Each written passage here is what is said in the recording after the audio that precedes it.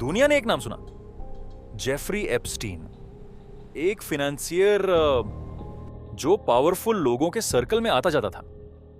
लेकिन 2019 में जब उनकी गिरफ्तारी हुई तो सिर्फ एक इंसान नहीं बल्कि एक पूरा नेटवर्क हेडलाइंस में आ गया। उन पर आरोप लगे कि उन्होंने कई लड़कियों को एक्सप्लॉइट किया और उनके खिलाफ फेडरल चार्जेस फाइल हुए। केस कोर्ट तक पहुंचा और फिर अचानक उनकी जेल में मौत की खबर आई। यहीं से शुरू हुआ सबसे बड़ा सवाल।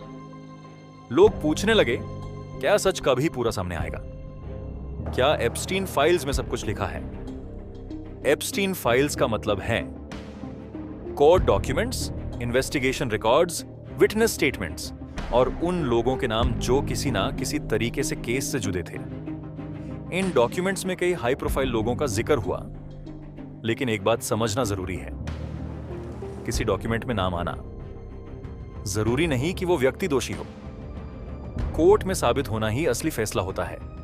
इन्वेस्टिगेशन एजेंसीज ने हजारों पेजेस के रिकॉर्ड्स कलेक्ट किए, flight logs, phone records, financial transactions, सब कुछ वेरीफाई किया गया।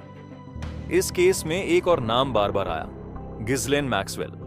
उन पर आरोप लगा कि उन्होंने रिक्रूटमेंट में मदद की। बाद में कोर्ट ने उन्हें गिल्टी पाया और सजा सुनाई।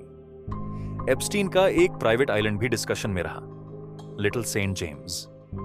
यह जगह इन्वेस्टिगेशन का हिस्सा बनी, लेकिन हर क्लेम को कोर्ट ने अलग अलग एविडेंस के बेस पर देखा। 2019 में जेल में उनकी मौत को ऑफिशियली सुसाइड बताया गया, लेकिन सिक्योरिटी लैप्सेस पर बहुत सवाल उठे। इस वजह से पब्लिक ट्रस्ट और भी कमजोर हुआ। आज भी एप्स्टीन फाइल्स का नाम सुनते ही लोग सोचते हैं, क्या सच पूरा सामने आ आया?